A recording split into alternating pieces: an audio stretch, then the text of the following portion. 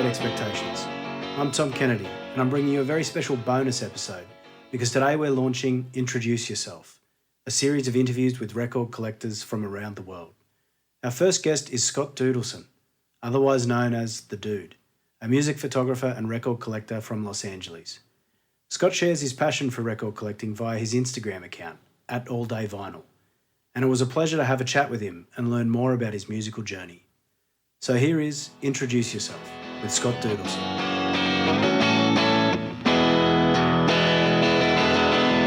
Well, dude, thanks for joining us. I think it's been almost, I can't think how long we've been sort of trading records, thoughts on Instagram, but you're obviously a massive collector, have been for a long time. I think it looks like you've got thousands of records in your collection. Would that be right?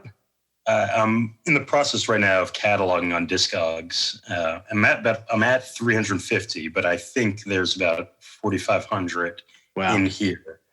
Then I've got another about 1,000 upstairs, which are doubles or things I trade with. Yep. Wow. Or Neil Diamond records. Bad Neil Diamond records, because there are good ones. Yeah. Of course. So you're in the process of adding that all to Discogs at the moment. That's quite an arduous task. Yes. Getting about 20, 25 a day, dead wax matching. It's really great. I'm looking at records that I haven't seen in 15, 20 years, and I'm understanding what kind of condition I have, revisiting some records. I feel it's going to be a nice, fun 2-year project. Yeah, it is fun. I know I have a much smaller collection than you, and I started mine fairly early, so it wasn't quite as daunting a task, but it is fun to see exactly, what pressing you have and how that compares to others, and, how many of those were made or what, some surprising sort of value on, I discovered Australian pressings of Sabbath records are considered really valuable, I guess, because there's, a lot fewer of them. And are these ones you remember getting? Were they important records at the time when you got them, or were they just records you obtained? Yeah, one of them, funny enough, is a sort of a greatest hits compilation that I found at a thrift store, really cheap, and is quite valuable. Which I just had no idea of at the time. But I'm a big Sabbath fan, so they're all important. Oh yes, they are. Oh, yes. So the idea with this, thanks again for joining us. The idea here is we basically take a journey through your record collection and through you as a person and a music fan, through you sharing with us some of your top picks based on these topics that we explored in the first season of the Great Expectations pod. And I should just let people know you share a lot of your collections through your massive Instagram account, which is All Day Vinyl. You've got a huge following and a huge collection to share. So I recommend everyone, if you're on Instagram and you're a fan of record collecting, to jump on there and follow. But Scott, the first topic that we're going to tackle is a little daunting. Introduce yourself with a record, and what have you got for us? All right, I'm gonna go with this one right here. This is Neil Young's "On the Beach." Awesome. It is my favorite record of all time. And as I was thinking about it, I was thinking about, like, what is this record? And this record it's really cynical. It's really, really dark. Both of which I don't think necessarily describe me. But what Neil gets to in the core of that cynicism and that darkness, I feel is the part that I can relate to. And then on top of that, I'm based in Malibu, which is the West Coast, so the coast of Los Angeles. And this album cover was shot about, 3/4 a mile from where I'm sitting right now. Oh, wow. On Yuma Beach. And it's a place where I've been, even before I knew this record existed, I would go to this beach and hang out. So a lot of it came together. And, even the contrarian aspect, you look at this perfect, pristine beach with and then he's there with the polyester suit. Yeah. the ship is crashing. You know, it's not the ship; it's the car. Yeah. You know, world's fucked up, but we got the calm of the beach. Yeah. No, I like it. And just from, you know, chatting with you and following you on Instagram, you are it's comfortable to say you're an enormous Neil Young fan. Yes, love him. Love him. Would he be music? Your favorite artist? He is my favorite artist, and I use, you know, I'll say, music-wise, it's not my favorite because there's a lot of music Neil Young has done over the years, which I do not like. But as an artist, I don't think there's anyone that compares to him. And that's in why we get some of this, in music I don't enjoy, is because he does what he wants to make. Yeah. And when he touches the source, you know, for me, nothing connects deeper. And there's a lot of periods throughout his career where I find I could touch deeply. It's really interesting you say that he just goes where he wants to go, because that album, I think, was in the middle of that the Ditch trilogy that he talks about. And he was at a point with popular music where everyone was just, you know, couldn't get enough of Neil. And for a lot of artists, that would be, you know, that would be the peak, that would be the optimum outcome, and they'd keep chasing that. But he decided that's not where he wanted to be, and he wasn't enjoying that. So he actually, you know, went off that path. It's really interesting. It's amazing. And there was a lot of years from, you know, say Harvest to Comes a Time, which was his next commercial success. It was probably about 5 or 6 years where he had 4 albums that were, you know, commercial failures. You know, these days, if an artist had 4 commercial failures in a row, they'd either not have a career by virtue of not having a label, or they wouldn't have a career because they'd be, you know, so bummed out. You know, and that's just a testament to him. You know, he said in, I think it was Rust Never Sleeps, it's, you know, better to burn out than it is to rust. You know, just keep burning. And he's still producing music. I mean, he and Crazy Horse just released an album. Yeah, I haven't yet checked that out. And, you know, Crazy Horse is, you know, very special in my world. So I got to find the right time and the right place to dig into that one. Yeah. How do you feel about the archives? There, you know, he's been releasing a lot of old music as new again, and probably with varying quality. You know, is he tainting his legacy, or what's your view on that? I mean, you work in the music industry. You're a music photographer, so you're a lot closer to these things than a lot of people. How do you feel about the way the archives are unfolding? Well, me as a dedicated Neil Young fan, and as somebody who over the years has collected bootlegs and downloaded bootlegs, for me, this is incredible. And I think for any artist, every artist has their core fans who want to hear everything. Yeah. And to the extent the artist wants to allow that to be heard, in my opinion, that's amazing. It's incredible, and it should be done. And to me, it in no way it could taint anyone's legacy. I mean, this is the artistic process that, you know, that Neil Young is putting out for us. He's putting out these demos, these unheard tapes, some live stuff that he thinks is great. Yeah. For the most part, I find it all really fascinating, and a lot of the quality to be exceptional. I must say, sorry. Go ahead. I don't buy a lot of new records. I buy mostly sort of vintage, secondhand. But I did buy Young Shakespeare, and it is phenomenal. So just, you know, Neil and a piano, or Neil and a guitar and a live audience is fantastic. Absolutely.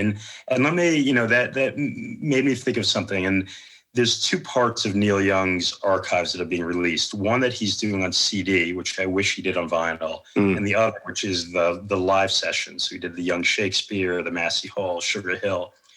The stuff that he's doing on CD, I find is all of it, first and foremost, is great music. The stuff on CD, he's really digging in and putting out some serious, deep demos and things. The live stuff he's putting out on vinyl, I think, is all exceptionally great. The one gripe I have is a lot of what's been put out over the past couple of years has been from the same era. So it's been 69, 70, 71 live shows from that. So the Young Shakespeare, the Massey Hall, the Cellar Door, Sugar Mountain, all these are, some permutations of the same songs. There's a lot of overlap, and that's my only gripe on it. But at the end of the day, it's great product. It's great content. And in lieu of seeing him live anytime soon, it's a great salve. That's right. I should point out too, you've had a trim since we last spoke. The massive beard is gone. That must be a sign that the times are changing. Times are changing. Yeah, about 5 months ago, took it off, took the hair down, and feels good. Yeah. A new Scott Dudelson. You had a beard too. You took it down as well. I did, yeah. I think we must have spoken mid the first lockdown globally. Okay. So that was there wasn't a great deal of grooming going on then around the world. Okay. All right, let's jump to the next one. So this is the first record, or at least the first record you can remember owning. So the first record I ever bought was, and it's not a very exciting record, although it is a great record. This is Jackson Browne's For Every Man, which is a good album. But I'll explain why this was the first album I bought and why it's important to my journey of record collecting. So in the late 90s, early 2000s, I was in university. I was in college. And at that time, Napster and downloading started to become a thing. But it was primarily newer music that was being traded. It would be harder to find a lot of older music. And CDs at that time in the United States were still, $12 to $18. Yeah. As a college student, I had no money. So it was like, if I wanted to buy a CD, I had to know that was a record I wanted. And so I started at the time going to thrift shops. And seeing, well, maybe I could buy CDs cheaper at thrift shops. Instead of finding the CDs that seemed interesting to me, I found stacks of records. Right. Everybody in the late 90s was just donating records. And I flipped through and I saw I knew who Jackson Browne was. There's a few songs I liked, but there was no way that I would ever spend at that time $16 for one of his records, because it was just my hit and miss.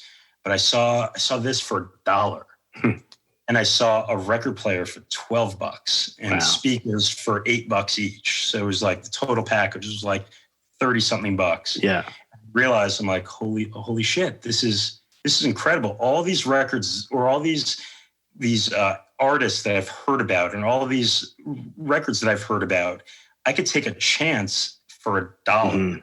And still, I wasn't going crazy like I am now and buying. I'd still moderate myself, but I'd be able to go to any thrift store and find albums. And this was the first one I bought, and it was still, it's still in shrink, and that's what I remember at the time. Like, wow, this is like this new record, and this is from 1973, and in 1999 when I got it, it's still like brand new. And this one had, again, what I remember at the time is the reason I knew this album. It had Take It Easy, which he wrote for the Eagles, and These Days, which he wrote, or Nico first performed, which he wrote. And so, I picked this one up, and it's really started my journey because I enjoyed the record. I'm like, wow, there's probably tons more music and artists that I don't know, clearly. And I'm going to just keep going back to the thrift stores. And, the next one I got was a Cream record, and so on and so forth.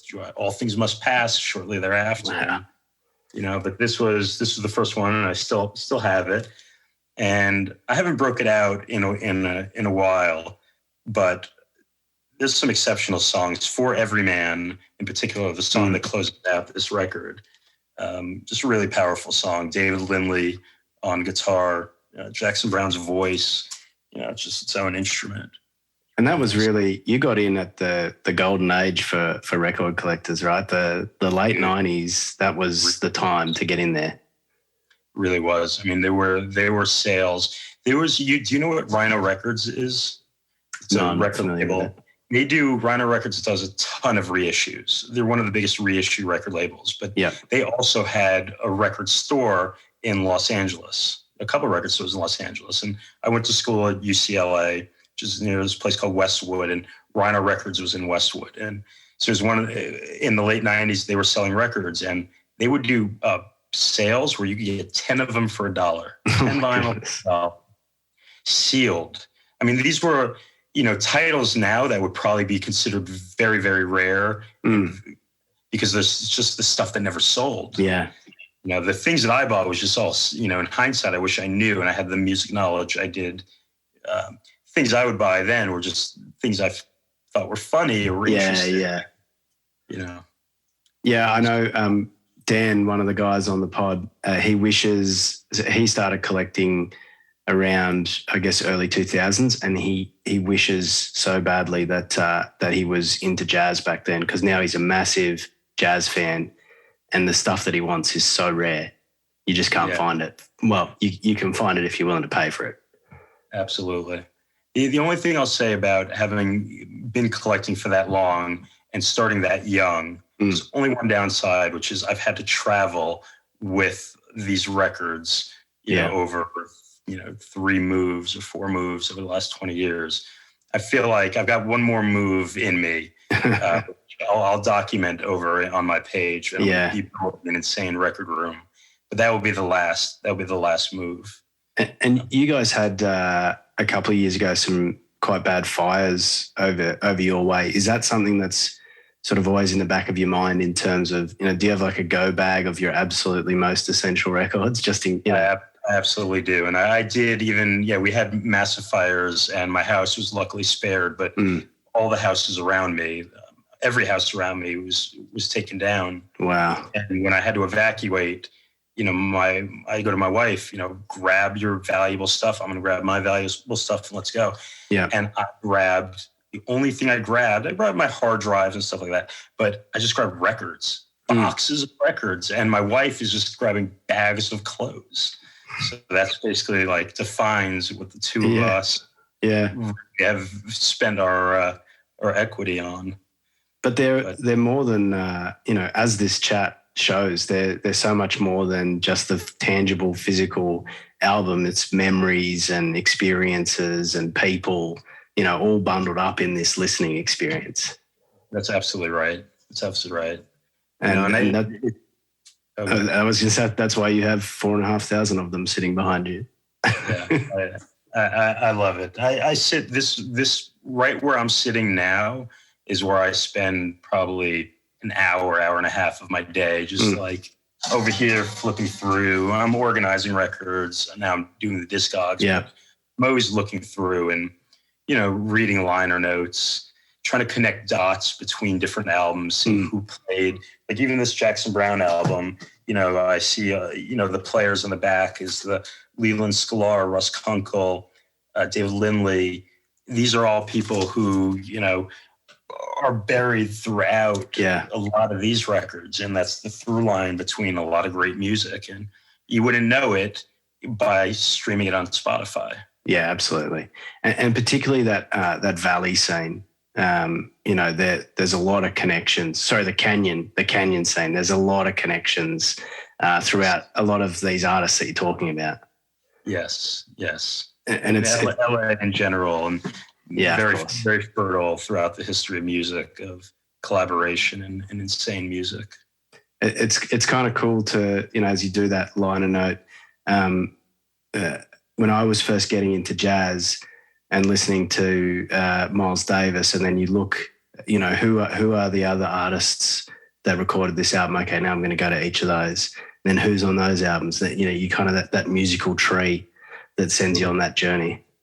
Totally. I mean, the jazz artists were the innovators of that, of musicians getting together and jamming, and we don't see that a lot anymore. Or if it does, it does in hip hop. You see that a lot in hip hop. That's all about collaboration. But jazz obviously, but in modern popular music, even if there are session players that play throughout a lot of the pop records, we just they're faceless. Yeah, don't know who they are. Yeah. we might jump into your next choice, which is, you know, a lot. On the pod we discussed. We thought we had to discuss live albums because, you know, it's been 2 years of very little live music, and for a period there during the pandemic, there were just no gigs. You know, you might be able to live stream something, but so the only way we could experience live music was to dig back into our record collections. So what choice have you got for us? Yeah, and this is one which I dig into pretty regularly, both on record and on film. And this is the definitive Last Waltz, which was the band's final concert in San Francisco, I think in 1976. And this, you know, there's been a bunch of versions that have been released throughout the years. Obviously, the original 3 LP set. This one came out, I think, in 2016, and it's a 4 or 5 LP set, maybe 6 LP, and it's the entire complete concert. Cool. Because you know, I didn't know for a long time that the film was just a portion of the whole entire event. And so they never captured a lot of this stuff on film, but they captured it all on audio. Awesome. So through this live one, there's extra Muddy Waters, there's extra Neil Young, Joni Mitchell. I mean, there's extra Van Morrison, Bob Dylan. You know, it's everything that is great about the Last Waltz, but better. Such an incredible, like almost the ultimate gig for one band to have as a concert. You know, it's a festival essentially. Yeah, that's exactly what it is. You know, it's when we talk about a live album. I mean, it's not a full Dylan live album or a Van Morrison live album by any means, but those are, you know, some peak performances recorded by everybody who's on this. Yeah. And, you know, by all accounts, they're all fried out of their mind and should have had no wherewithal to have, you know, burned it so well. Yeah. They did. But they did. Yeah. And I mean, the band played with, members of the band played with so many other great musicians and recorded with them, and then, you know, branched off on their own and just gave us some phenomenal music. You know, some of my favorite albums of all time are by the band.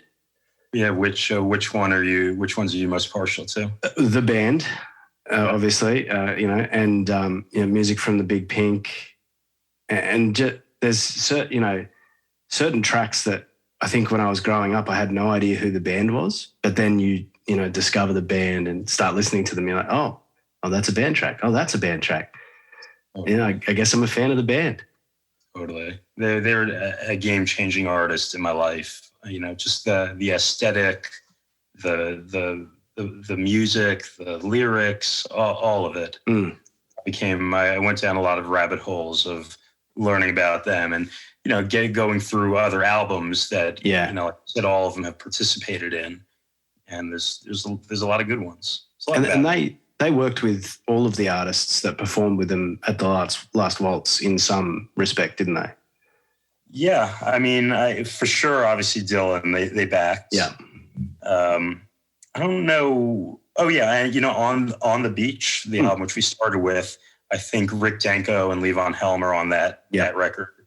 Levon, I think, was on a Muddy Waters record, might even produce a Muddy Waters record. So yeah, absolutely. It's like, you know, a musical family, just kind of like what we were talking about before, these musicians who collaborate and make music because they love making music with other people. Yeah. And there was a lot of that around that time, you know, late 60s, early 70s. You were seeing a lot of that. And that's why there's so much great music that came from that period, I think. Totally. What, just while we're still on live music, obviously you know, being a music photographer, you would have, you know, missed those gigs more than most. What was the first, I guess maybe professionally, but also personally, what were the first live acts that you managed to see as things started to open up?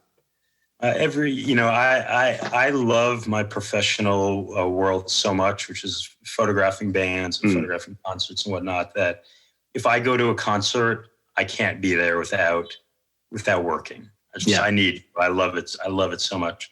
And I've had the opportunity since it's opened up to do a lot. I've photographed Pearl Jam 5 times. Wow. 3 times, and Eddie Vedder 2 times. all within the span of a week and a half. He put on a festival near LA. Photographed the world's largest hip hop festival just this past weekend called Rolling Loud. That was Future and Kanye and J. Cole. And then tomorrow I'm photographing a festival with Snoop Dogg and Al Green. Oh, wow. Actually, who I've photographed before. Yeah. Me going Ice Cube. So I'm, once music kicked back up, yep. I jumped right back in with a mat. Of course. Yeah. It must have been so good to be back. Obviously a bit nerve-wracking to be back out amongst it, but just to be back experiencing that live music experience. Absolutely. It felt great. And it felt really normal. Yeah. Watching other people, because I'm focused in doing my gig and I'm observing everything, but I'm in my mode, and just watching other people, just letting go and having, the times of their lives after, a year and a half or whatever it might be. Absolutely. It's pretty incredible. Yeah. And it still is, I did this Rolling Loud festival and people are going fucking crazy. People are turning up. Yeah. God bless it. I mean, I don't think anyone ever took live music for granted, but when you get back amongst it and you're able to experience it again for the first time in such a long time, it's an incredible feeling. Yeah, absolutely. What have you seen since it's kicked back up? So we had obviously a bit of a different experience in Australia. We sort of opened up earlier than expected, and so I was able to see King Gizzard and the Lizard Wizard was the first band that I saw back in, and first time I'd ever seen them live. They're phenomenal. I mean, obviously a prolific recording artist, but the energy that they produce live is something else, and that you can just tell they just love playing live, and they want to give their fans a great experience. Yes, they're Australian, right? Yeah, they're from Melbourne. Yeah, I think they're heading your way maybe early next year. They're doing a bit of a North American tour. Highly recommend if you can shoot a gig. I will. I think you get some great photos. Yeah, we'll do it. Yeah, and my wife and I are actually going to see another Australian artist, Paul Kelly, this evening in Brisbane. So, really? Beautiful. Yeah. You told me about him, and I there's a publicist I know who I work with, sent me all his albums, which is Oh, that's right. Yeah. Somewhere. And they're all phenomenal. Yeah. All amazing. And I told you about him, and you're like, yeah, everything is good. Yeah. Yeah, he's had a bit of a renaissance the last few years. Not that he ever went away, but he's really just been touring a lot and producing a lot of albums the last few years. He's one of those sort of musicians that's just part of the cultural fabric of Australia. I compare him to in Canada, the Tragically Hip, or in America, like a Dylan or a Springsteen, just someone who's documenting the culture of a place. And really cool. Should be good fun. That's awesome. And to take us on to our next one, Saturday night, this topic we thought, this is the time in your week where the work week's over, the weekend is well and truly underway. So your Saturday night spin is kind of that perfect way to wind down or maybe ramp up into the weekend. What have you got for us for a Saturday night spin? I forgot to pull it out, but I'm going to go back with, something very close to what we were just talking about, which is Bob Dylan and the band. Oh, yeah. A little scotch, a little Bob Dylan and the band. Yeah. That just feels good. That feels like almost like a kitchen party or something, one of those, old school, everyone on the instruments, just sitting around. It feels like a jam, that album. Oh, totally. One of my favorites, and the cover of this was at the pictures were taken at the Hollywood YMCA, which is like a very old school gym in the center of Hollywood in Los Angeles, where a lot of celebrities throughout the years have been. It's a very famous place, but not many people knew that this was taken in the basement. Yeah. Okay. So, basement of there. That's really cool. 8 years after they recorded the music. Yeah. The music was recorded in 1967 or something. And so that were they uncovered, so to speak? That they'd sort of sat on a shelf somewhere and just no one had thought to release them? So a number of the songs were recorded and given out to other artists in order for those artists to potentially cover them. Okay. And so throughout the years, a lot of these songs, before they were released as the Basement Tapes, appeared on other albums being covered by other artists. I know Man for Man did a bunch. I bet we could look and find dozens of times it was covered. And the recordings also were circulated as bootlegs. And then in the mid-'70s, finally, Dylan and Robbie Robertson decided they've been already circulating. Some people have already recorded these songs. They'll clean them up and release them. We actually, in a previous episode, featured the new Basement Tapes, which was the T-Bone Burnett project, bringing together more contemporary musicians. And we were saying it's incredible, Dylan's output and his, the prolific nature of his songwriting. He's got so much stuff in his catalogue that he can just put stuff on a shelf somewhere and forget about it. Right, no doubt. I mean, there's a massive song, which you might be familiar with, by Old Crow Medicine Show called Wagon Wheel. So, know that one? Yeah. And that riff, Rock Me Mama Like a Wagon Wheel, Rock Me Mama Any Way You Feel, that's a Bob Dylan lyric, which had nothing else surrounding it. Okay. And Old Crow built the song around it. I mean, that's just how prolific Dylan is, that he can put together, two lines on a song, and that's just such an amazing hook. Yeah. There was a story, maybe you've heard this, with the Ballad of an Easy Rider. The movie Easy Rider, Dennis Hopper and Pete Fonda went to Dylan and said, "Hey, we want you to compose the theme song for the film." And Dylan said, "I don't want to do it, but here's some lyrics right here. Yeah. Give it to Roger McGuinn. He'll know what to do with it." Okay. And it was like the river flow. I forgot the exact lyrics, but it was about the river flowing. And, Roger McGuinn picked it up and knew exactly what to do and wrote an amazing song around it. He's just hardwired as a poet. That's just the way his brain works. Yes. Yeah. He's, akin to Neil Young in terms of just being an artist. Yeah. He's it. I feel Dylan's been more consistent. There's more Dylan music I like than Neil Young music, but I feel like Neil Young it takes chances that no other artist I've ever seen the history of music take. Where do you sit on Trans, the incredibly experimental electronic album that he produced? Yeah, I still don't think it's a good album. Yeah. But I appreciate it more than I appreciated it the first time I heard it, maybe 15, 20 years ago. But it's to the point of, what Neil is all about. It's, go where his muse takes him. Yeah. And that took him right there. And then right after, it took him into a rockabilly record.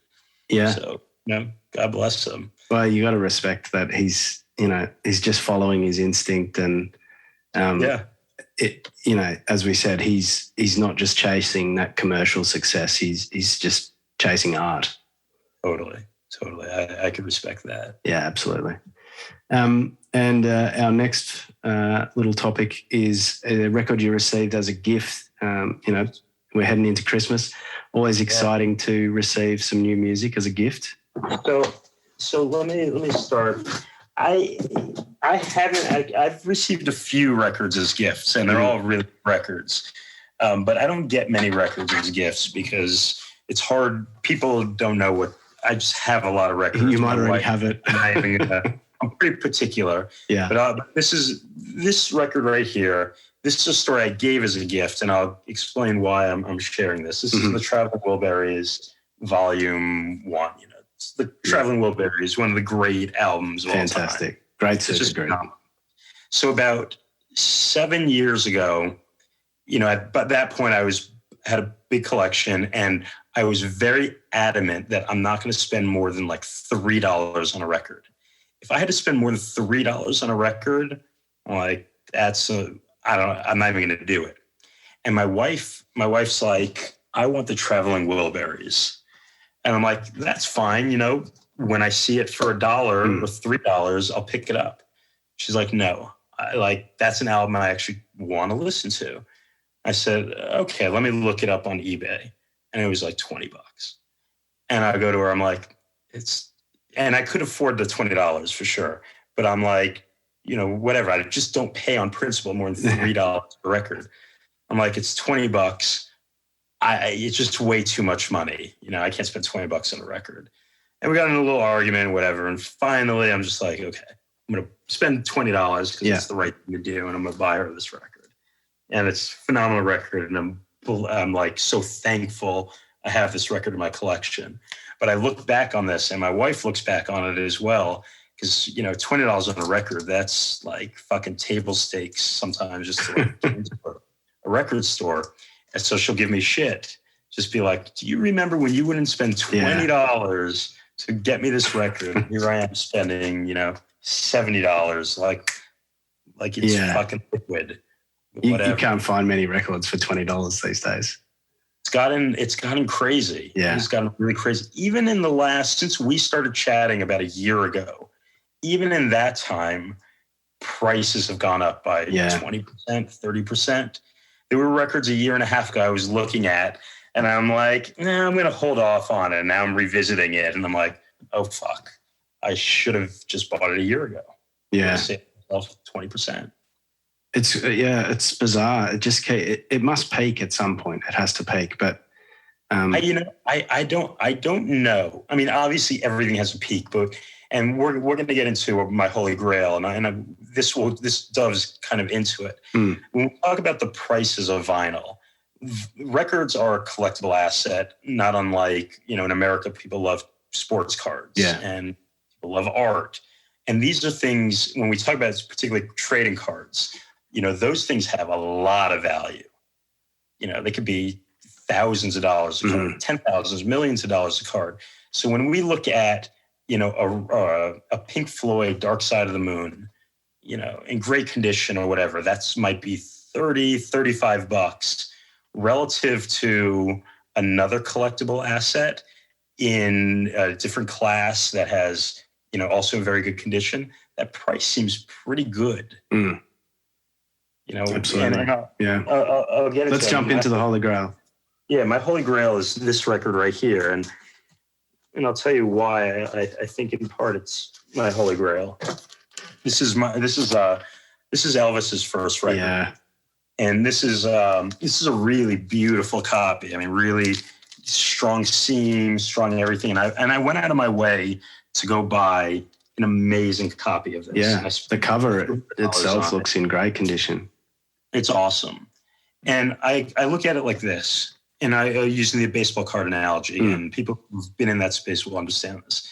This is probably one of the most important records of all time. I mean, there's Beatles, there's Dark Side of the Moon, but this is probably one of the, if we don't take the blues and some of the jazz into consideration, all jazz in consideration, this is one of the most important records of the 50s. And when we look at sports cards and we look at the Mickey Mantle, one of the best baseball players ever, Ernie Banks, Hank Aaron, any of their rookie cards in amazing condition will command premiums of hundreds of thousands, if not millions of dollars. Wow. Now, I don't believe that a Elvis Presley first record is going to be millions of dollars. Maybe it can. I don't know, any of these possible, but I do believe that at $300 or $350, it's undervalued. Yeah. When you're relative to like, what are other assets that are commonly collected that have, cultural value to them?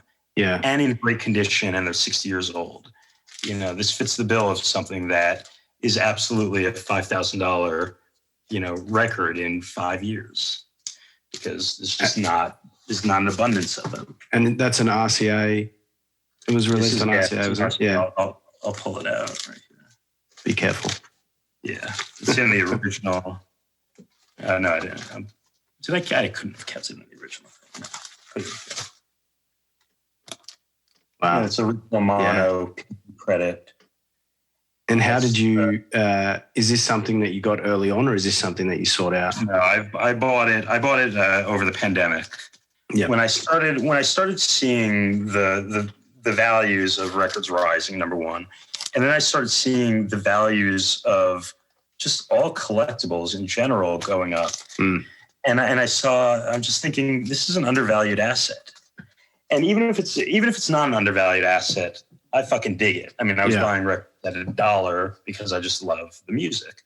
But as I'm seeing the prices, I'm seeing records that I bought for $1 being worth $20 or $30. It's a 30x multiple. So why can't we have a 4x multiple, 6x multiple on a $300 record? So I'm in a mode also of, I've been going out and buying different Holy Grail records. I'm going to buy the finest butcher cover that I could get.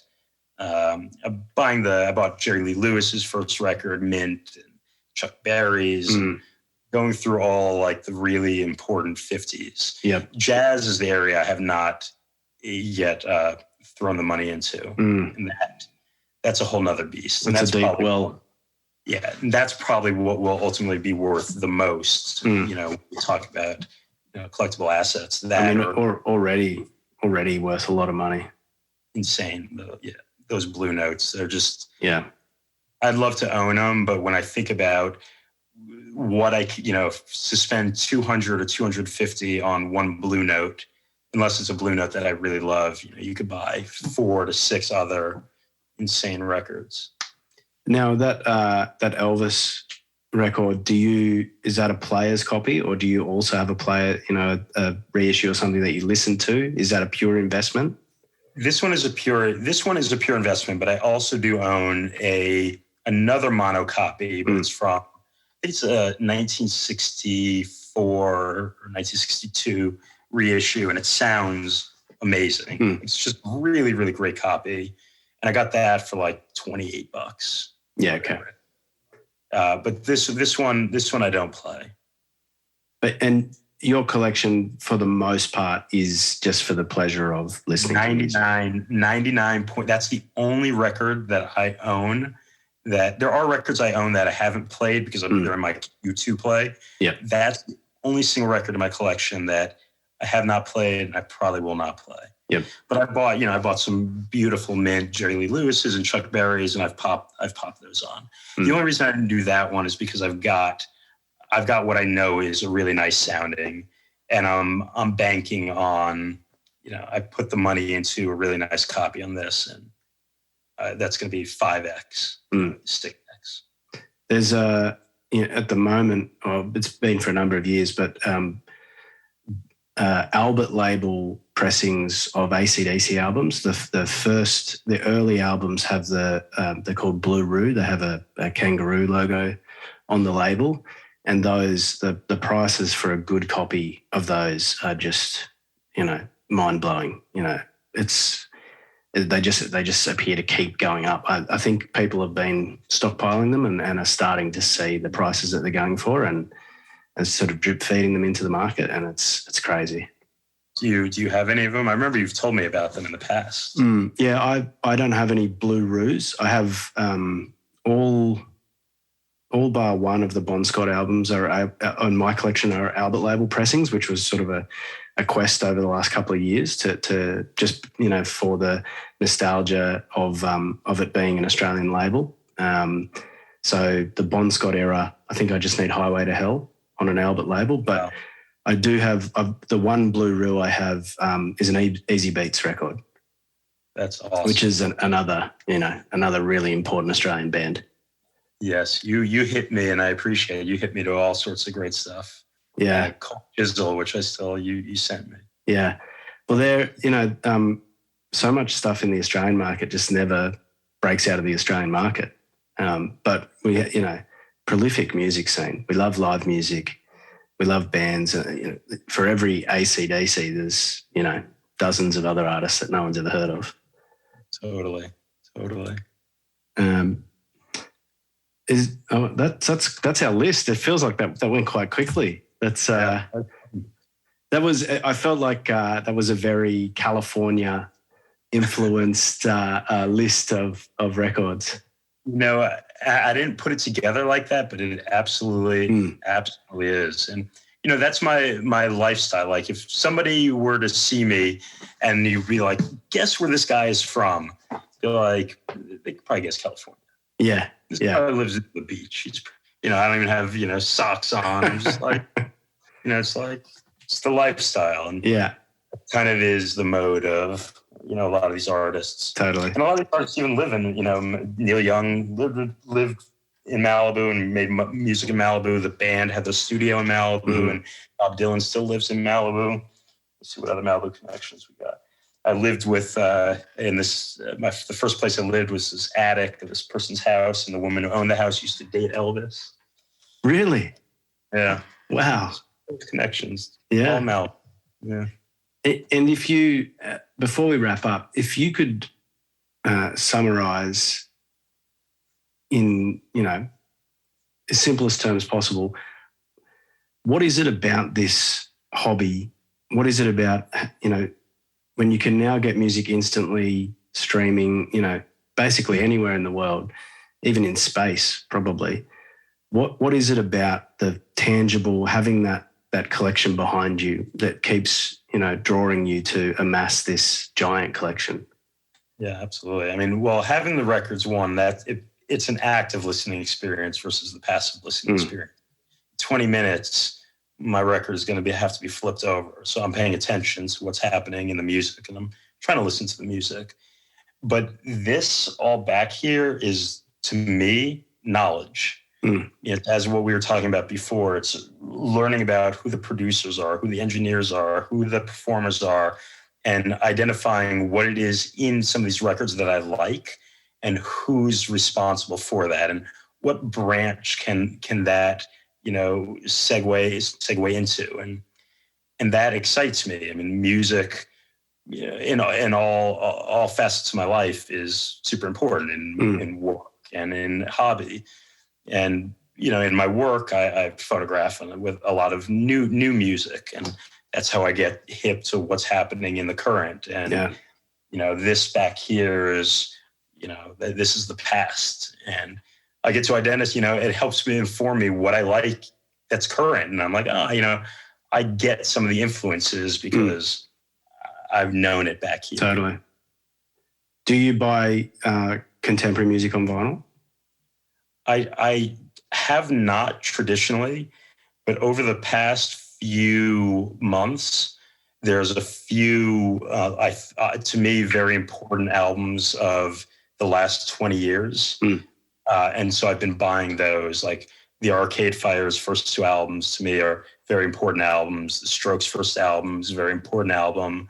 There's some White Stripes albums. So I've been going and buying some early presses of those because they're great albums. And, I just don't, how many albums were being pressed in 2000 or 2003?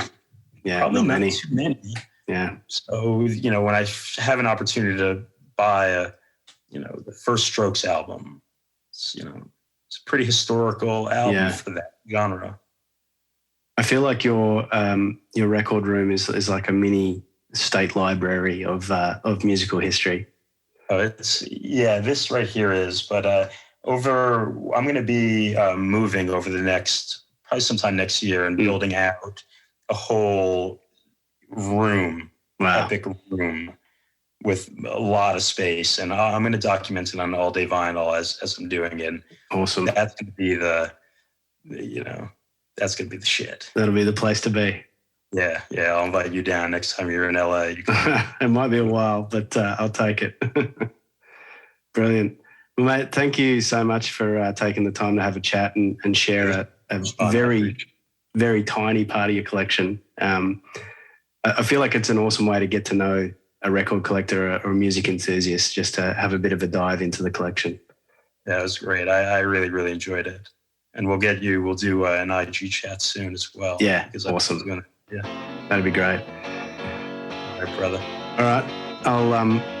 I'll catch you next time, Scott. The Groovy Guys are Tom Kennedy, Dan Lozier, Chris Palumbo, and Matt Carvalho. With your host, Tom Kennedy. Music by Dan Lozier, post-production by Matt, and album art by Chris.